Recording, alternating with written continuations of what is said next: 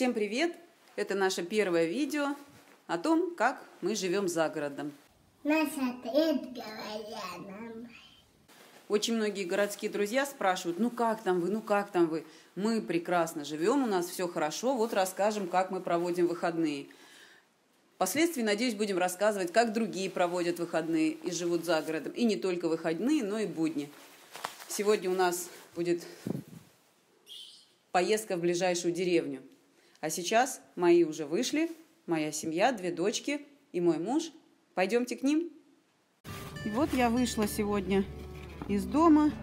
Работа во дворе кипит. Помощницы у нас работают. Снега опять много. Всем любителям загородной жизни посвящается.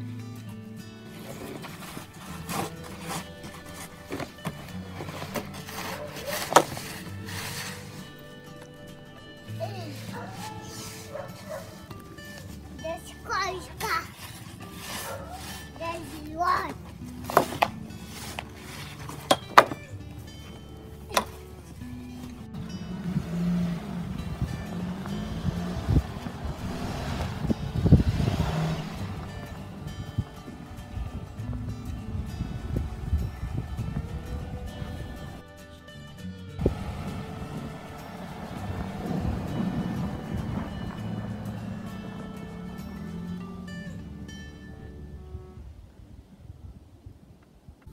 Мы отправились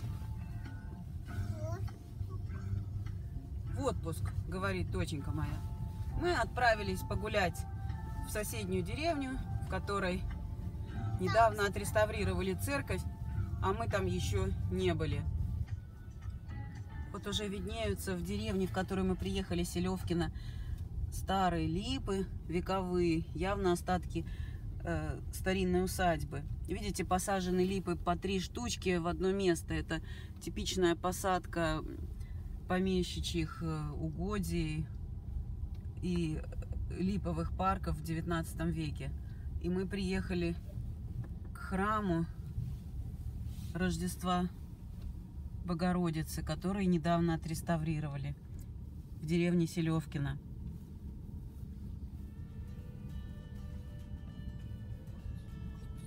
Это тюк. Тюк? Нет, нет.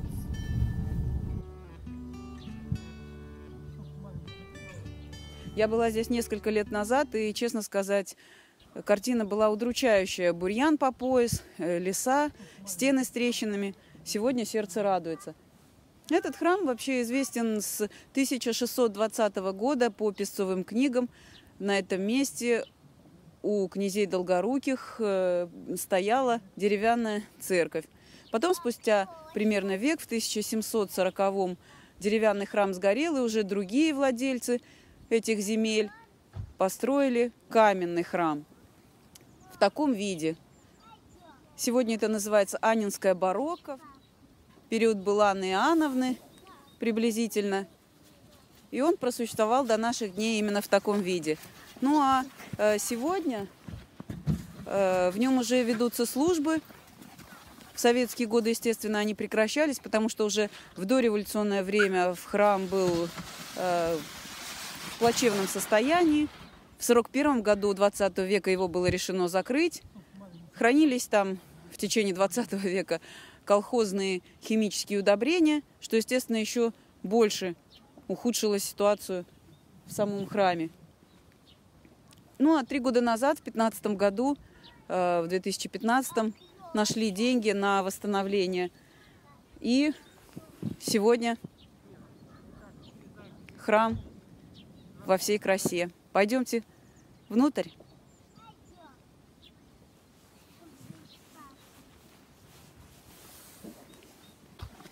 Пойдем, команда. Мама, Здесь ножки отряхиваем.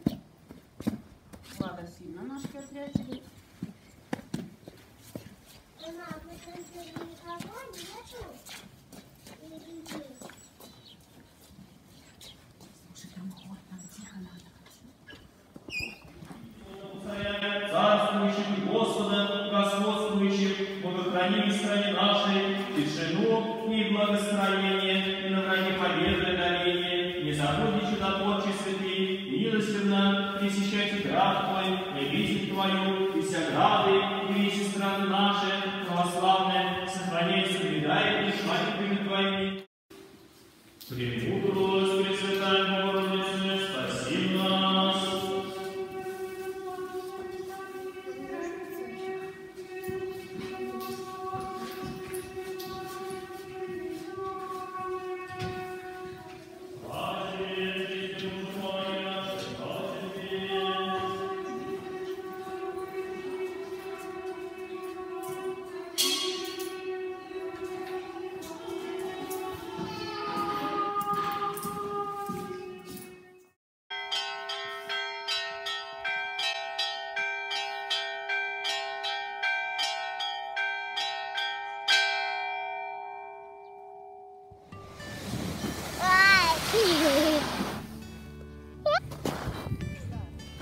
Догоню.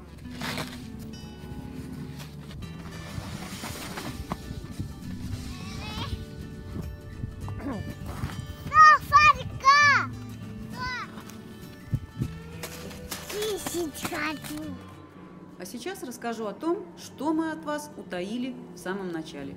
Не сразу мы уехали из поселка, пришлось вернуться. Наши гаражные автоматические ворота, бывают, зимой не хотят с нами расставаться. Вы отъезжаете, видя, что ворота благополучно закрылись с пульта, но в зеркало заднего вида обнаруживаете, что они вновь начинают подниматься. Делимся опытом для тех, кому предстоит летом обустраивать гаражи. Необходимо предусмотреть или тщательно спланировать пол под ними, потому что он должен быть идеально выровнен. А когда зимой бывает много снега наносится, и ворота сами по себе начинают откатываться. Я периодически здесь прочищаю канавку. Думаю, было бы хорошо предусмотреть, проложить провод электрический нагревательный, чтобы они само оттаивало. Наверное, здесь нужно было сделать, наоборот, выпуклость. Тогда, может быть, проще было счищать. Дорогие зрители, без вашей помощи никак нам не обойтись. Очень нуждаемся в вашем совете. Вопрос следующий. Своевременно не снял пленку, а под воздействием ультрафиолета, солнца, она, соответственно, пришла в негодность. Сейчас уже ее нельзя снять. Нужно, наверное, полить какой-то химией. Напишите, пожалуйста, в комментариях, у кого есть знания, как это сделать. На этом на сегодня все.